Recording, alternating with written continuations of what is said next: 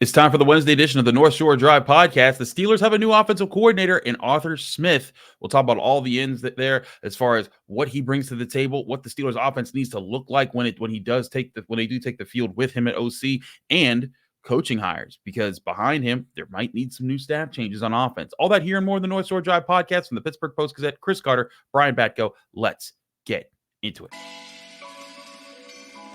You are now listening to the North Shore Drive podcast, a show on all things Pittsburgh sports from the writers of the Pittsburgh Post-Gazette, hosted by Christopher Carter.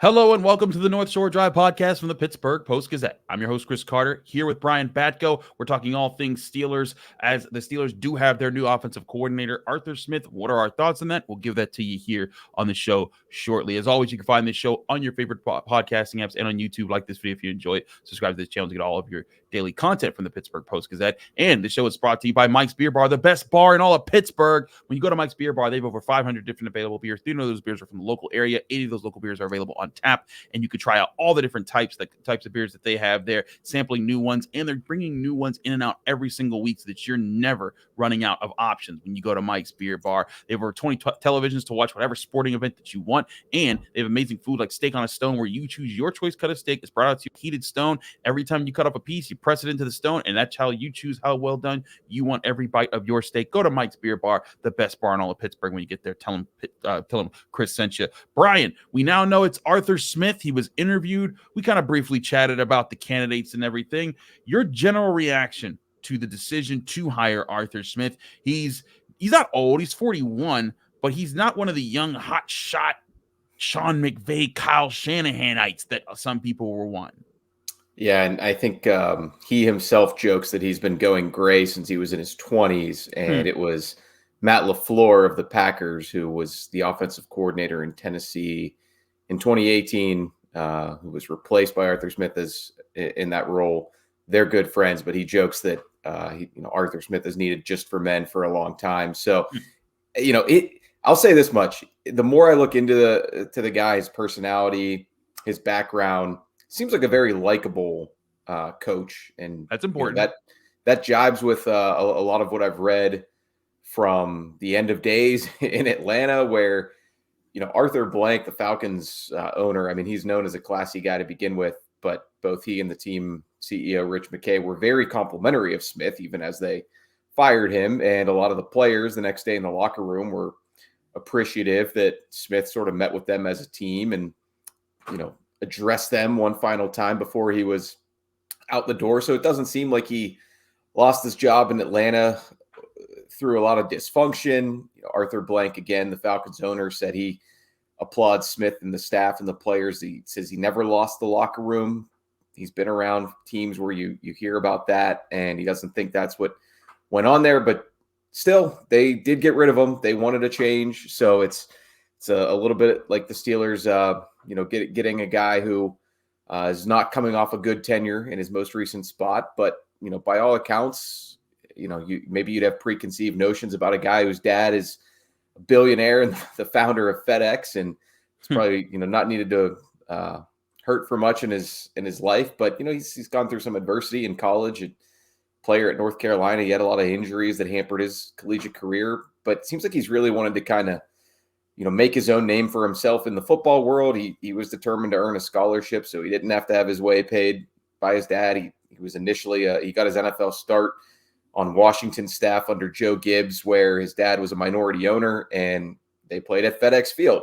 And I think he basically said after 2 years of being an entry-level guy there, he's like, I can't continue to advance in this organization because it's going to be too associated with the family that I come from. So he got out of coaching for a year, went to the college ranks for a year, and then he's been back in the NFL ever since, mostly with the Titans. Not a guy who jumped around a lot.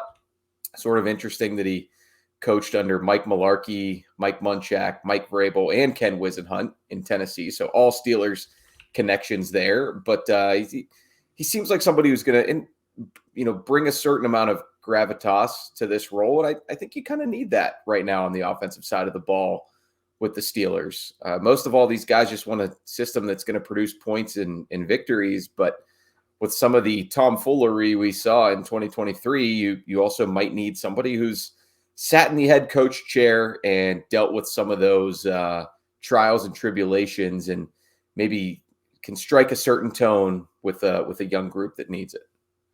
The question I think that a lot of people have is, which version of Arthur Smith will the Steelers be getting? Will they be getting the version that was head coach of the Falcons, where Bijan Robinson maybe didn't get the ball enough, though he did get the ball a lot. I think he was, 4 touches per game away from Christian McCaffrey. He was, he had all 1,400 all-purpose yards. I was looking at that right before we got on here. I think that narrative got a little bit out of hand. I agree. I think that some people were frustrated. Fantasy owners were frustrated because a lot of his touches wouldn't come in the red zone when they could get more points, and there were people mad about that. But number one for fantasy owners over these last few years, because they used 3 consecutive top 10 picks on a tight end, receiver, and running back. And I think he even had a lot of pressers with the Atlanta media, sometimes jokingly, sometimes probably frustrating, that saying it's not about fantasy football, it's about trying to score points and win games. So he's not concerned about who's getting what touches and how many snaps they're playing. But I'll also add that he seemed to be someone who had a genuinely, solid connection with reporters down there, and that doesn't mean much. But obviously, he remained kind of well liked even as that team fell on hard times. And I think he finished 21-30 or something like that as the head coach. 7-10 for 3 straight years. So yeah, that's pretty easy math there. 21-30. But I think part of it also is how the offense ran, because I think people are less concerned about the overall record of the Falcons. Obviously, it didn't work from his head coach, but what was the offense like? Because that's what he was brought there as head coach to fix. And, for a year, it looked like, hey, maybe they were figuring something out. They were ranked 15th in points in his second year. The run game ranked 3rd in the NFL that year. Like they were figuring things out, and then everything fell right back to where it was when he started with this past year at 2023. And he was 26th in points, just like he was 26th in points in 2021. The offense looks disjointed. Kyle Pitts has never taken off. Drake London hasn't taken off. Bijan Robinson had a really good year, but people still feel like, he's not using those talents wise. And that was also, like, if there was a critique to be had of his time in Tennessee, it was that he didn't get AJ Brown involved enough. But in Tennessee, and this is where the question comes, which version of Arthur Smith are you getting? If you're getting the version in Tennessee, I think Steelers fans would love to see an offense that ranks in the top 10 in scoring in both his years that he was there. In fact, in the one year, they ranked 4th in scoring, 2nd in yards in 2020. And a lot of that was behind the run game, which is what the Steelers want to be right now. Which version do you think they're getting? Because there's plenty of good coordinators, even great coordinators, who just aren't good head coaches, and that kind of and the units that they specialize in wilt under their watch at head coach.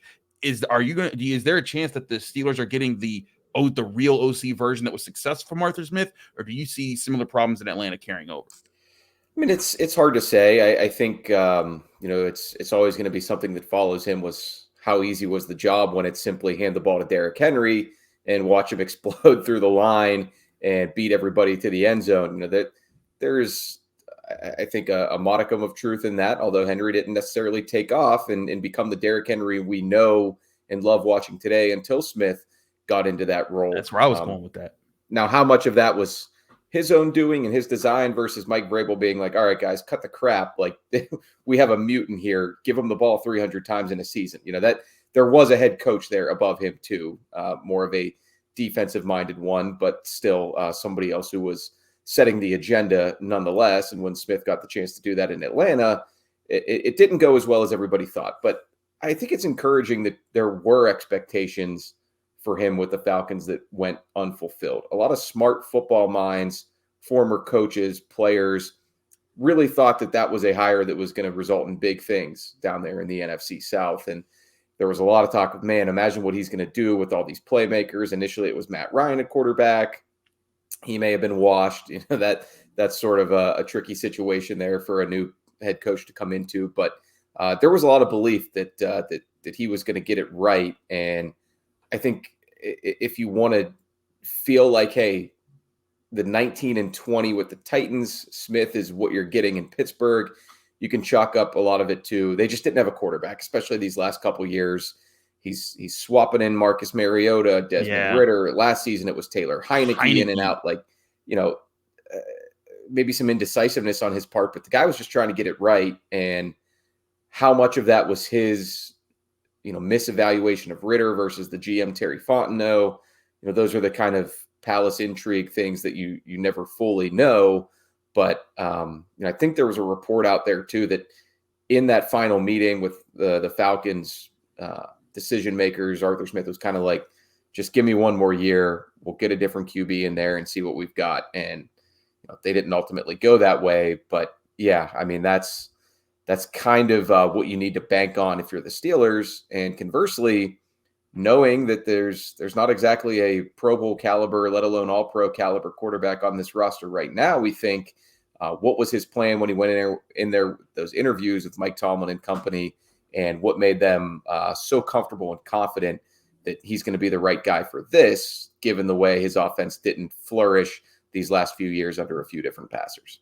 We'll talk more about how that fit works for the Steelers and what Arthur Smith can do to amplify what's already on the roster, and maybe also what they need to add to the roster to get it there. We'll talk about that on the other side of this first break here on the North Shore Drive podcast, Pittsburgh Post-Gazette, Chris Carter, Brian Batko. But first, I want to remind you, this show is brought to you by Mike's Beer Bar. As I said before, when you go to Mike's Beer Bar, it's just the best bar in Pittsburgh. They have over 500 different available beers. 300 of those beers are from the local area. 80 of those local beers are available on tap. And I'm talking anything from stouts to sours to IPAs to Hefeweizens to pale ales. They've got everything you could want. They have different flavors, things that you didn't even think were possible to be beers.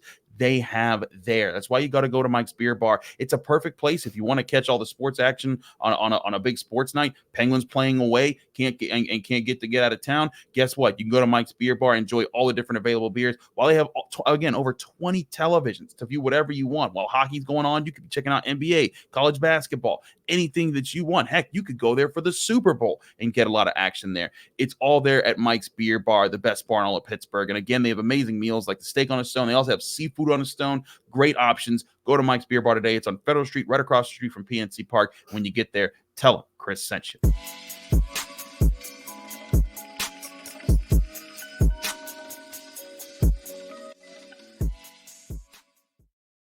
We're back here in the North Shore Drive podcast on the Pittsburgh Post-Gazette. Chris Carter, Brian Batko, talking more about the Arthur Smith hire. I want to dive back into the point that you brought up about Derrick Henry, because like you said, there's some people say, well, he just handed off to Derrick Henry. That wasn't that hard.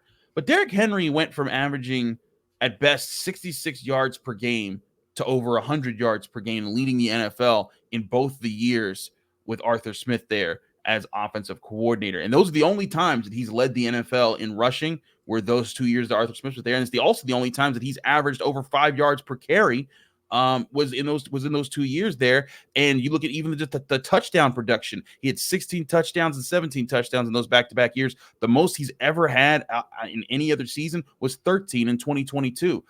I think there's something to be said with what Arthur Smith was able to get out of the Titans offense. And not only that, but the balance that he brought with it, because Ryan Tannehill, and we talked about, the Steelers don't have a Pro Bowl guy on their roster right now. No one thought Ryan Tannehill was a Pro Bowl guy when he came to the Titans, and yet he was in MVP conversations at crazy parts of the year. Now, I said back then that was crazy talk, and they needed to calm down, and eventually time played out. But if you got, I think Tannehill threw 55 touchdowns and 13 interceptions in his 2 years with Arthur Smith. If you got that kind of production out of Kenny Pickett with that offense, and this offense becomes a top 10 unit the way that the Titans did. I'm not saying they will, but if you were to say to get that, just let him rekindle what he did there, and this defense is still in the top 10 categories and they actually are healthy, that would make this team, I think, a lot more dangerous. And certainly the best we've seen of Kenny Pickett through 2 seasons in the NFL has been the guy who is taking care of the football and is managing games and is occasionally uncorking a deep one that sort of allows you to be a quick strike offense. It hasn't been the QB dropping back 40 times and throwing for 400 yards that has led to the success he's had to this point in the NFL. So in that sense, the marriage of Pickett and Arthur Smith could be a good one for both sides. He's already showed what he can do with a quarterback who is efficient and is hitting the right reads and is making a certain making the certain throws that he's capable of and being put in position with a strong running game and sort of, getting you out of those close games by being mistake free. And with Pickett, there's clearly a next step that needs to be taken. Art Rooney II made no bones about that on Monday. That was really the single biggest focus, I think, for him at the top of the agenda, was to make that point with regard to Kenny Pickett. So, you're not bringing in a quarterback guru here, but you are bringing in an offensive coordinator who his feel for the game and his playbook did allow a quarterback to flourish, who a lot of people didn't necessarily think was ever going to live up to first-round talent. And, Ryan Tannehill, it's not like he continued to have a great career after Smith left. So that, clearly he was helping him do something there. And, the 2018 Titans offense was led by Matt LaFleur, who's gone on to be one of the best and most successful head coaches in the NFL, let alone offensive minds. So I guess there's something to be said for the residue of what he left behind with that scheme. But who have the Titans coordinators been since Arthur Smith? Nobody who's really a big name. So he clearly accomplished something there, even if they didn't quite get over the hump in the AFC. But when I say he does have some encouraging things on his NFL resume, that's the kind of stuff you're talking about. This isn't Matt Canada 2.0. I think that's an unfair distinction that some people are out there making, because they might just feel so disillusioned by everything the Steelers are doing that they're looking to immediately jump down their throats and poke holes in something, rather than think about it critically and objectively while weighing both the positives and the negatives. Hey, I think if you're going to compare this to an offensive coordinator hire, this is much closer to Todd Haley. Todd Haley was a good OC who became a head coach and was not a good head coach. I think they had a losing record with the Chiefs. They had like one good year or two or something like that. But he did not have good numbers as a head coach. Gets out, even admitted, like, I wanted to get back to being an offensive coordinator and just running the offense. And then he created the offense of the 2010s that got the Steelers in the top 10 in offensive firepower in those years. And also, I think he lengthened Ben Roethlisberger's career in doing so. So, I think we've seen these kind of moves before. Maybe and I'm not saying Arthur Smith's going to do that. He's going to just, lead the Steelers to that. But I do think there's something to be said with the strength that they brought, that he's bringing in, because you have Najee Harris, you have Jaylen Warren, you have a developing offensive line. And as Ray Fittipaldo pointed out in his Senior Bowl coverage, that the Steelers spent a lot of time in the first day of the Senior Bowl week looking at centers and offensive tackles. Mike Tomlin even getting so far as much as being in the drills with them, being as close as he was. I think, to me, this shows very much Andy Weidel-like. They want to build up front, and they want to make this still a team that can win, that can dominate you on the ground and then win through the air. But Brian is getting a coach like Smith kind of abandoning, the idea. I saw some people saying this means they don't believe in Kenny Pickett anymore. It's like, listen, I'm not saying it's that they don't believe in him, but I think they're not being disillusioned by the idea that Kenny Pickett can just throw 35 times a game every week, and that's the game plan that you want to have. I don't know that there's a really strong correlation there. I mean, I think Art Rooney laid some breadcrumbs about Arthur Smith on Monday when he said, look, you can't completely change the personnel on your roster. So you've got to interview guys and find out how they would work with the players that you currently have. Yeah, you can sign some free agents, you can make some draft picks, and you would hope that you have talent that you can utilize regardless of the offensive scheme. But you've still been built a certain way. You've invested a first-round pick and a running back. You've strengthened your offensive line more so with kind of mauling run blockers than your prototypical pass blockers. So, I mean, those are sort of the bones of the offense, and that's what you have set out to be. And through that prism, hiring Smith makes sense. There's going to be a faction of people out there listening to us right now saying that why are you trying to enhance what you have as opposed to tearing it all up and saying the Steelers offense has been so bad that you need to just rethink everything about it. And I don't necessarily know that that's wrong. I mean, I can sort of understand where people are coming from on that front if you are one of those. So that's ultimately not the way that the Steelers went. It probably wasn't realistic to expect they're going to bring in a Cliff Kingsbury and all of a sudden they're running the air raid. That's just I don't know how viable that is in the AFC North to begin with. And, that would require a lot of different probably eyes in your scouting department and just the way that you think about offensive football. So, Smith is somebody who's been around, should be able to adapt and work with the pieces that he has. And, it's not like he's somebody who has fallen up. He very much did earn that job with the Falcons. When you look at it that way, of sort of the Todd Haley thing that you mentioned, corollary, Chris, that didn't work out for him as a head coach. But all the strengths that he brought to that job and why Atlanta hired him in the first place, very detailed, very organized, very prepared, extremely hard worker, comes highly recommended by all his mentors. Those things will still apply. But if you view it as somebody who was an offensive coordinator for somebody for 3 years and his teams put up those numbers, you probably aren't as enthused. So that's sort of the double-edged sword of bringing him in here now at this point in time for the Steelers. We'll talk about who else they need to bring in, because when you bring in a new offensive coordinator, most likely he's going to have some people on his mind that he wants to bring with him. We'll talk about what those changes might look like here on the North Shore Drive podcast. Chris Carter, Brian Batko, stick with us. We'll be right back.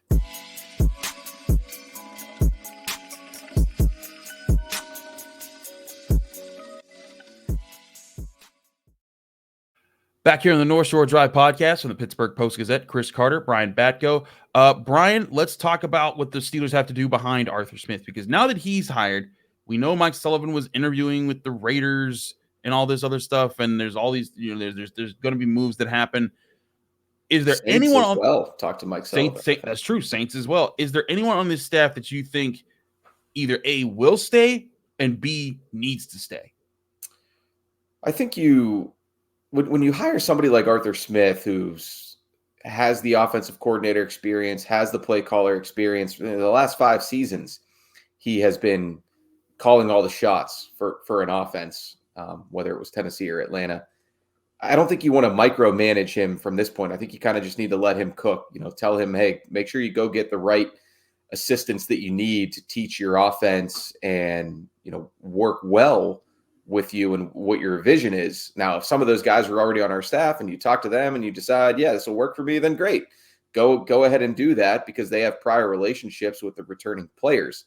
Whether that's a good thing or not, only the people behind closed doors can say for sure on that. But, I think Pat Meyer as the O-line coach and sort of de facto run game coordinator, I remember Najee Harris being very complimentary of him, after the Matt Canada firing happened. He said he wanted to kind of make sure he gives credit to Pat Meyer in addition to Mike Sullivan and Eddie Faulkner. So that was notable. I think Meyer is somebody who, maybe he can stay on if he gets a chance to sit down with Arthur Smith and they see things a lot of the same way. Mike Sullivan too. I mean, now that you haven't gone with sort of the quote unquote QB whisperer for this OC, then maybe there's more of an opportunity for Sullivan to stick around here. Or maybe you see if Smith can go get somebody who was mentioned in the offensive coordinator search cycle this year and it didn't work out for him, but perhaps he has, quarterback coaching experience from the Kyle Shanahan or Sean McVay tree of things, because I think that's one of the main hangups I have with how this all just played out, Chris. And this sort of goes to the point from the previous segment. I don't necessarily think Arthur Smith's a bad hire or anything like that. It could work out quite well, but a little surprised that you didn't see the Steelers show more interest in a wider range of candidates. Didn't talk to anybody from the Niners this year or the Chiefs. Yes, they're in the Super Bowl. You can still have virtual interviews with these guys. That's the whole reason why the NFL put in some of those parameters, so that teams can, one, pick off assistants from the most successful franchises at the moment, and two, so that those coaches aren't hampered by that. So right. A little strange to me that it's somebody like Niners passing game coordinator Clint Kubiak, who's got coordinator experience, didn't get a look as far as we know. Eric Bieniemy, who's kind of in no man's land right now with the Commanders. Brian Greasy, also from that Niners staff, their quarterback's coach. The Chiefs assistants, who at some point are going to need to get their first chance to be play callers. The Steelers, as far as we know, didn't really get too far down any of those alleyways. So maybe Smith can look to some of those guys, or maybe he'll fall back on his usual right-hand men from Nashville and or Atlanta. There are good names from those staffs, but we'll see what happens. It's obviously just not super encouraging if you start bringing in a lot of the assistants from your past 3 seasons with the Falcons. Maybe he needs to branch out a little bit himself, and who knows, maybe in these meetings he told the Steelers he's going to do that. It's way too early to say on that front, sort of what all was discussed when he did talk to them and sort of pitch himself for the job. I should mention Eddie Faulkner too. I mean, Eddie Faulkner as a running backs coach, it might be awkward considering he was the interim offensive coordinator. It might make the most sense for all parties to sort of move on there, especially because he was tight with Matt Canada. But, I do think he was, respected by the players and Mike Tomlin. So wouldn't want to dismiss any possibilities of him sticking around too in some capacity. Yeah, I mean, Eddie Faulkner seemed like he had a lot of respect from a lot of people. And I mean, I think, again, a big part of what Mike Tomlin loved was how he was able to kind of set the room and kind of get guys on focused on keep the plan going throughout the week as the interim OC who kind of set up the game plan. So I think that Faulkner's, gets to stay, but I do think that you're going to see Arthur Smith bring in quite a few guys to establish like, hey, this is my crew, this is my staff, this is what we're going to do, because I need to know that we're all doing the right things at the right times. Yeah, Pat Meyer, Frisman Jackson, the wide receivers coach, they all had been with Matt Canada in previous stops. So I mean, there are human dynamics and personal relationships there, especially with Faulkner and Jackson, who Pat Meyer I think's got a little bit more NFL coaching experience. So I don't know how that all will play out, but Arthur Smith is, he's been a couple of different places and he's worked with a lot of different faces, and I assume his network extends even beyond the people that we can look up on previous Falcons and Titans staffs. Absolutely. He's Brian Batko. I'm Chris Carter. We are the Pittsburgh Post-Gazette, post-gazette.com for all our coverage. We've got Paul Zeiss giving his opinion on it. We've got Ray Fittipaldo at the Senior Bowl, Jerry Dulac doing his thing, Brian doing his thing. We are all over it. If you want to learn as much as you can about who Arthur Smith is and what the Steelers are doing in hiring him and what's coming next, go to post-gazette.com or follow us here on the podcast on the North Shore Drive podcast every Monday, Wednesday, and Friday, and our daily content that comes out, including football and chipped ham. With Brian Batko. Chipped ham and football, Chris. Oh, excuse me. Chipped ham and football. I got the order wrong there because you got to eat before you put your hands on the pigskin. I hear you on that. But anyways, he's Brian Batko. I'm Chris Carter. Thanks for tuning in. I'm back Friday. We'll talk with Ray Fittipaldo with his experience at the Senior Bowl, what he's been seeing. Find out here on the North Shore Drive podcast. Thank you for tuning in to another episode of the North Shore Drive podcast from the Pittsburgh Post-Gazette. If you watch this video on YouTube, please like the video and subscribe to our channel. For all the sports coverage from the Post-Gazette that we have to offer, visit post-gazette.com.